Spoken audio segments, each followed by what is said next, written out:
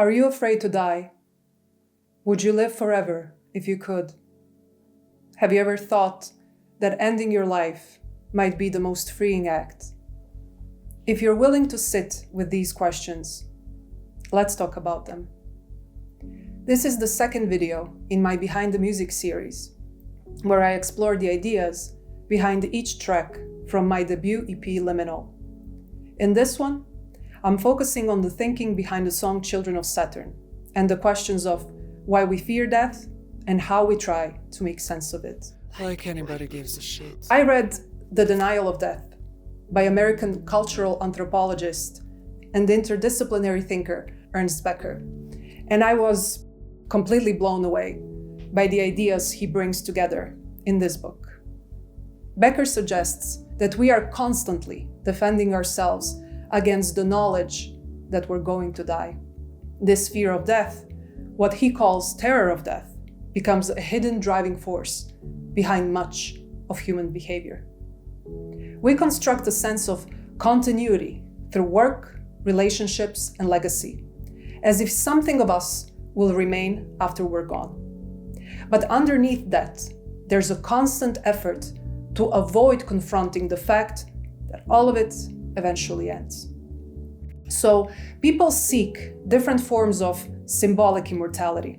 Becker describes ways we try to transcend death psychologically, what he calls immortality projects. Some people have children in an attempt to continue themselves through them. Others build companies, create art, or seek political power, shaping the world in a way that might outlast them. And others strongly identify with a nation, religion, or culture, through which they construct meaning and locate themselves within something larger and more enduring than their individual life. Becker also argues that culture itself functions as a kind of psychological defense system. It provides shared beliefs that define what counts as a meaningful life, offers symbolic or literal forms of immortality, and rewards people for fulfilling culturally approved roles. All of this is possible because, as Becker writes, the essence of man is really his paradoxical nature, the fact that he is half animal and half symbolic. And here comes another paradox. People are afraid of dying, but they are also willing to sacrifice themselves for something they believe in. Becker refers to these as hero systems. If our beliefs protect us from the anxiety of death, then threats to those beliefs can feel existential. This helps explain conflict between religions and nations, as well as intolerance and violence. People defend their systems of meaning as if their lives depended on it, because psychologically, they do. As Becker puts it, ideological conflicts between cultures are essentially battles between immortality projects. Becker suggests that a healthy life involves recognizing our mortality more honestly, accepting our limitations and still building meaning. But he also acknowledges that complete acceptance is unlikely. Humans seem to require some degree of illusion because fully confronting death at all times would be just overwhelming. I want to focus on one part of Becker's work specifically. You don't even know what you're talking about. The part I want to focus on is the role of religion, especially when it comes to belief systems, because the way we relate to death is often shaped long before we start questioning it ourselves. Religion, in that sense, becomes one of the most powerful ways we try to make sense of mortality. It gives structure to something we can't observe and answers a question that otherwise has none. What happens after we die? But this didn't start with the religions we know today. Long before that, our ancestors were already trying to understand death by turning it into something they could imagine and relate to. We see this in the figure of Cronus in Greek mythology, later associated with Saturn in Roman religion, a ruler who devours his own children out of fear of being replaced. It's a brutal image, but it captures something fundamental: the fear of succession, of being overtaken, of disappearing.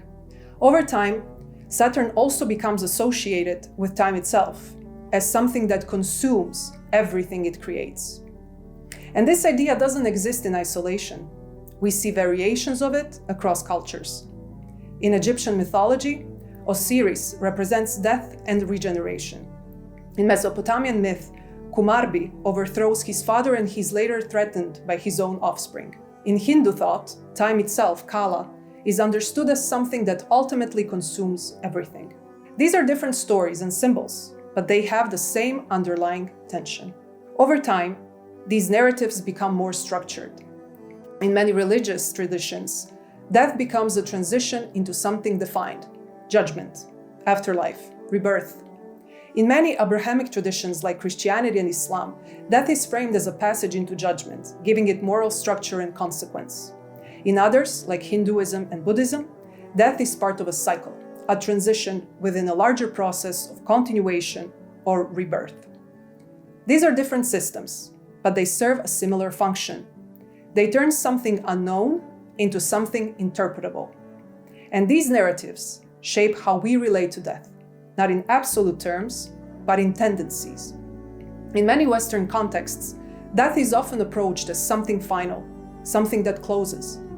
Even when belief systems include an afterlife, this emotional experience can still carry a sense of ending. In other traditions, the emphasis is something placed more on continuity, on death as part of an ongoing process, rather than a final point. These are not strict divisions, and they don't apply to everyone. But the way we imagine death, whether as an ending or a transformation, shapes how we experience it. And even outside of religion, the need to make sense of death doesn't disappear. It just shifts. For people who don't believe in an afterlife, death is often understood in biological terms. The body returns to the earth, becomes a part of the same systems that sustain life. There is a kind of continuity there, but it's not personal. It's not you continuing. It's matter, energy, life moving on without you. People need fairy tales, and so do you, believe me. I spent some time exploring Buddhism, partly because I was interested in how differently it approaches death compared to Christianity. During that time, I came across the Tibetan Book of Living and Dying. In Tibetan Buddhist thought, death is seen as something that must be met rather than escaped. It's understood as a continuation shaped by your awareness and the way you've lived. So instead of resisting it or trying to control it, the focus shifts toward preparation, toward understanding the state you're in when it arrives. There's a line often associated with this tradition: "A man who has learned how to die has unlearned how to be a slave."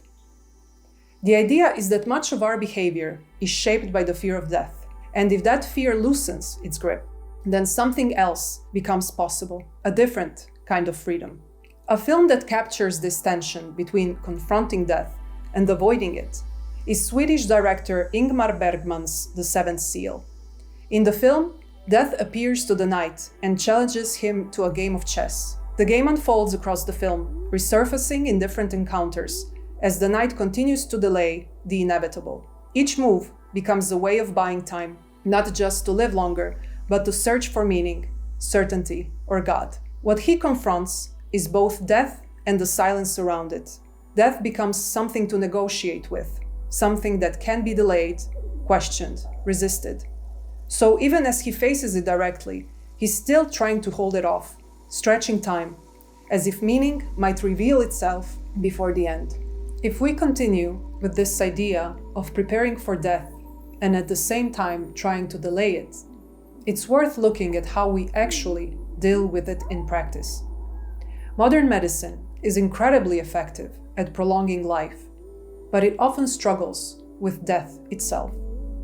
In Being Mortal, American surgeon and writer Atul Gawande describes how people at the end of life are frequently left without guidance. They are medically managed, but not emotionally or psychologically supported. Conversations are avoided, families are unprepared, and death becomes something that happens in isolation. And in contrast, some traditions place the emphasis not on delaying death, but on accompanying it, on being present with the person who's dying, rather than trying to fix what can no longer be fixed. And this is where interpretation comes in. In Illness as Metaphor, American writer, philosopher, and cultural critic Susan Sontag argued that illness becomes dangerous when we turn it into metaphor and when we attach meaning to something that doesn't necessarily carry it. And maybe we do the same with death. We interpret it. But those meanings may say more about us than about death itself. And in doing so, they can distort it even further. So we come to this idea that the way we interpret death shapes how we fear it. For some of us, death is punishment. For others, it's an ending. But what about those who experience it as freedom, even as the ultimate freedom? In his work, The Myth of Sisyphus, French philosopher, writer, and journalist Albert Camus takes an ancient Greek story about a man condemned to push a boulder up a hill for eternity and turns it into a reflection on human existence. For Camus, this image becomes a metaphor for life itself, repetitive, unresolved, and without inherent meaning. From that, he arrives at what he calls the central philosophical question, whether life is worth living or whether ending one's life is a logical response to the absurd. But Camus rejects that conclusion. Instead of escape, he proposes confrontation, to live with full awareness of the absurd and to continue anyway, because choosing to remain alive becomes in itself a form of defiance. If Camus pushes against the idea of ending one's life, Romanian philosopher Emil Cioran lingers inside it. He describes the thought of it not as a failure, but as a kind of quiet companion, a possibility that remains available. And paradoxically, that possibility can feel stabilizing, as if knowing you can leave at any moment makes the present more tolerable, definitely not less. Danish filmmaker Lars von Trier's film Melancholia leans on this idea and presents something deeply uncomfortable. The film follows two sisters as a rogue planet called Melancholia moves closer and closer to Earth, with scientists initially claiming it will pass by until it becomes clear that it won't. The entire story unfolds under the quiet certainty that the world is about to end. As that realization sets in, the reactions split.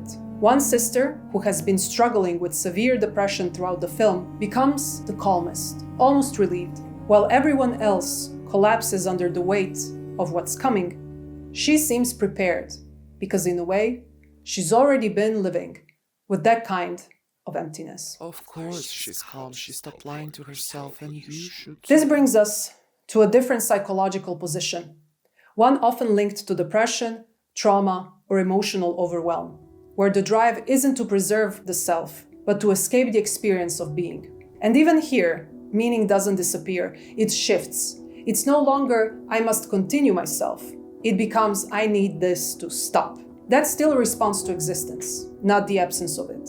So it seems to me that what Becker calls an immortality project doesn't simply vanish in this situation. It could actually invert.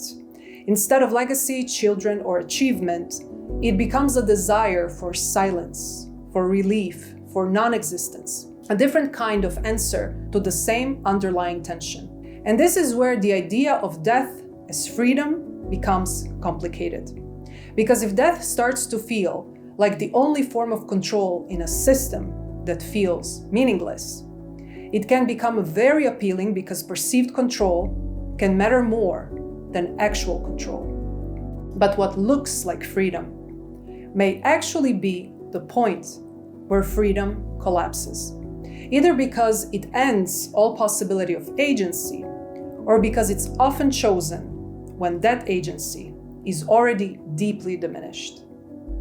American clinical psychologist and researcher Thomas Joyner suggests that the urge to end life tends to emerge from three factors: perceived burdensomeness, thwarted belonging, and acquired capability for self-harm. In other words, people are most at risk when they feel like they don't belong, believe they are a burden to others, and have become desensitized to the fear and pain of harming themselves. In the book, The Body Keeps the Score, Dutch psychiatrist and trauma researcher Bessel van der Kolk explains how traumatic experiences shape the nervous system, keeping the body in survival states that can make life feel overwhelming. And sometimes that overwhelm becomes so intense that the idea of dying can feel less threatening than continuing to live like that. So this raises a difficult question. What happens when life starts to feel unbearable? When meaning collapses and the system feels so overwhelmed that even getting out of bed becomes difficult? When the idea of ending it starts to feel like the only relief? Psychology doesn't treat this as a philosophical position. It treats it as a state shaped by trauma, by disconnection, by a nervous system that's been pushed beyond what it can regulate. And in that state, the desire to escape makes sense. But that doesn't mean the conclusion is accurate, because what often needs to change isn't life as a whole. It's the conditions under which life is being experienced.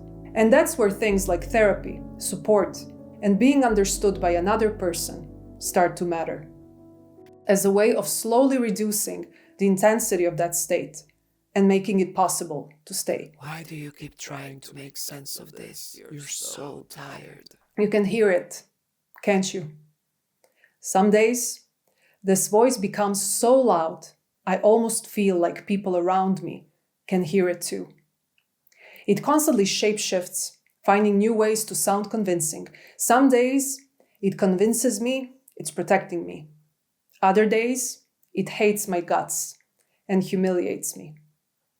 American psychologist Richard Schwartz, who developed internal family systems therapy, suggests that the mind is made up of different parts, each with its own role. Some of these are protective parts trying to keep us safe from pain, overwhelm, or loss of control. Some manage by controlling, criticizing, and preventing failure. Others react when things become too much, sometimes turning to extreme solutions just to make the feeling stop. And when these parts become loud enough, they don't just influence how we think.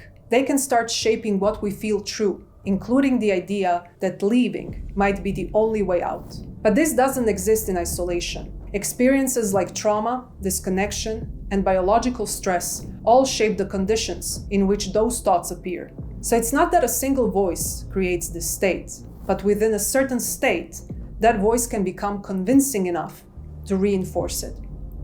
For example, imagine someone who has been under chronic stress for a long time, not sleeping properly, feeling disconnected from people around them, maybe carrying unresolved trauma. Their body is already in a constant state of tension. Their mind is exhausted, and even small things start to feel overwhelming. In that state, the threshold for distress is much lower. So when that voice appears, saying things like, "Nobody cares about you," or "There's no way out," it doesn't feel like a thought anymore. It feels like a fact. One approach that speaks directly to this is acceptance and commitment therapy. It introduces the idea of psychological flexibility, the ability to notice thoughts like this without getting completely pulled into them. So even if the voice is still there, it doesn't get to decide what you do next. I truly believe that our ability to adapt, to shift, and to stay flexible can allow us to see ourselves as an ongoing process, something that is constantly changing, constantly becoming. Not something fixed, not something that has to stay where it is forever. And maybe somewhere in that movement, meaning isn't something we find once, but something we keep creating. And maybe if that's enough, if it gives us even a small reason to stay, we can begin to look at death differently, not as a final verdict, but as something we eventually meet. If you enjoyed this video, I'd love to invite you to listen to my song Children of Saturn, which is available on all streaming platforms. Before I go, I'll leave you with a poem by Indian poet Rabindranath Tagore, one that stayed with me and changed the way I think about death. Maybe it will do something for you too. Thank you for being here with me until the end. Stay safe, and remember, truth may be hard to swallow, but peace cannot be built on an empty stomach. On the day when death will knock at your door, what will you offer to it? Oh, I will set before my guest the full vessel of my life. I will never let it go away empty-handed. all the sweet harvest of my autumn days and summer nights, all the gains and gleanings of my busy life, I will place before it at the end of my days, when death knocks at my door.